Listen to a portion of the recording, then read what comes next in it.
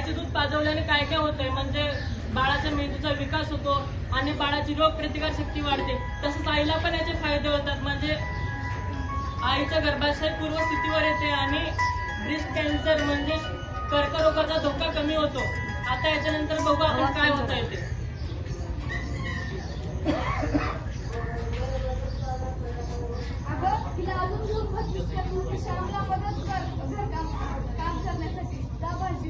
चला आपण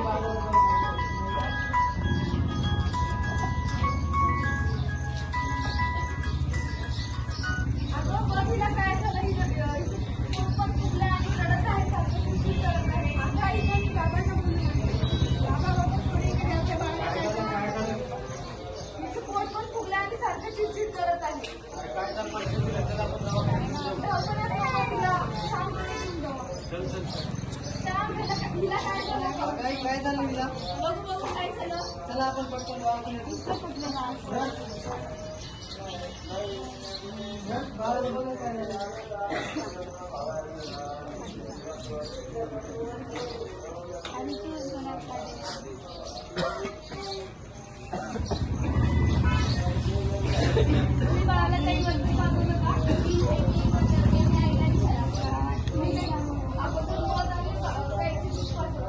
सांगितलं होतं कधी बाळाला फक्त 6 महिन्याचं दूध पाजायचं, काही पाजायचं नाही।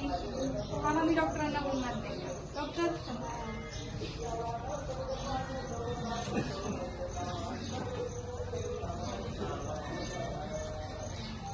बाळाला बाहेरचं काय पाजलं होतं का? गाईचं दूध असेल, मोळा कामड असेल, तुम्हाला नर्सने वगैरे सांगितलं जातं का आमच्या वर्षाने की बाळाला 6 महिने आईच्या दुधाशिवाय काही पाजायचं नाही। आईच्या दुधामध्ये रोगप्रतिकार शक्ती असते, बाळाची इम्युनिटी वाढवण्याचे काम करते। तुम्ही ज्या हलगर्जीपणामुळे बाळाला असा आजार झालेला आहे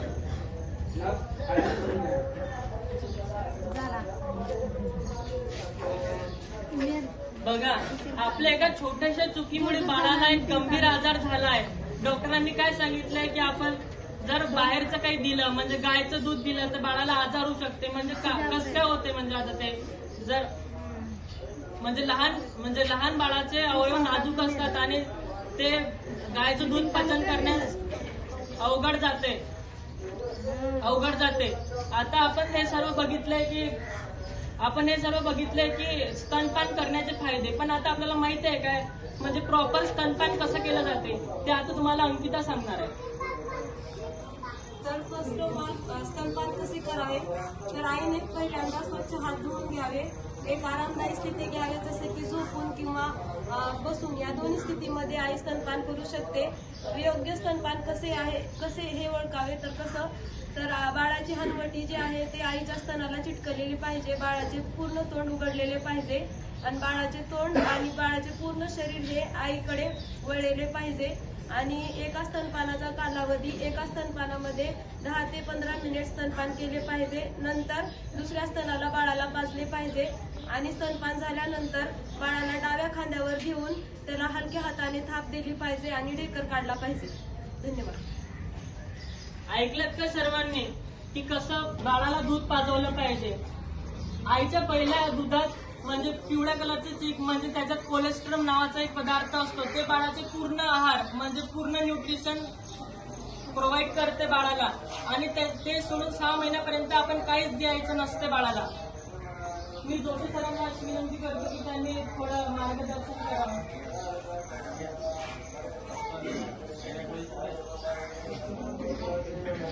अतिशय सुंदर पहिली गोष्ट टाळ्या। स्तनपानाचं महत्व किती आहे हे छोट्याशा नाटिकेद्वारे स्टुडंटनी सगळ्यांनी सांगून तुम्हाला तुमच्यापर्यंत पोहोचवलेलं आहे। गावामध्ये बरेच गोष्टींच्या गैरसमज असतात, आईला दूध येत नाही, कमी पडतं, गाईचं दूध पाळा किंवा वेगवेगळे प्रयोग केले जातो, ते बाळाला हानिकारक असतं, बरोबर की नाही? आईचं पहिलं दूध ज्याला चिक दूध म्हणतो हे खऱ्या अर्थानं बाळाला पहिली लस आहे। आयुष्यभर ते बाळाचं संरक्षण करते, प्रतिकार शक्ती वाढवते, बुद्धीचा विकास करतो। असं म्हणतात की छोटा बुद्धी जो असतो आपला मागचा मेंदू त्याचा विकास आईचं पहिलं दूध करते, बरोबर की नाही.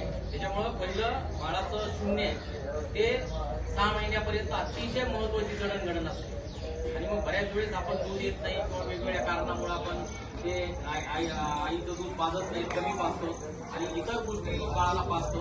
त्याच्यामुळं बाळाला भविष्यामध्ये त्रास होण्याची शक्यता आहे. आता तुम्ही याच्या प्रयोगाद्वारे बघितलं की बाळाला ऍडमिट करावं लागतं आणि ती वेळ त्या आईनं आणि त्या मातेनेच आणलेली आहे. त्याच्यामुळं स्तनपान हे अमृतपान आहे.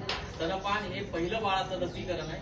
हे बाळाचं प्रतिकारशक्ती वाढवतं आणि आयुष्यभर त्याला ते सोबती राहतं, पूर्ण आयुष्यभर. बरोबर की. तर त्यामुळं अतिशय सुंदर असा प्रयोग तुम्ही केला. आपण शनिवारी परत एकदा रिपीट करू देतो लोकांसमोर. परत एकदा सगळ्यांनी स्टुडंटचे टाळ्यापासून धन्यवाद जोशी सरांनी आपल्याला एक महत्त्वपूर्ण माहिती दिली, त्यांची मी मनापासून आभार मानतो. आणि सर्व तुम्ही इथं तुमचा महत्त्वपूर्ण वेळ काढून आमच्यासाठी इथं थांबलात, तुमचे पण आम्ही आभार मानतो. आणि पूर्ण स्टाफ म्हणजे शिंदे मॅडम, जोशी सर, त्यांनी आम्हाला इथं नाटक करायची परवानगी दिली, त्यांचे पण आभार मानतो. आणि स्पर्श ग्रामीण रुग्णालय सासूर त्यांचे पण आभार मानतो. आणि कार्यक्रम संपलाही जायचा.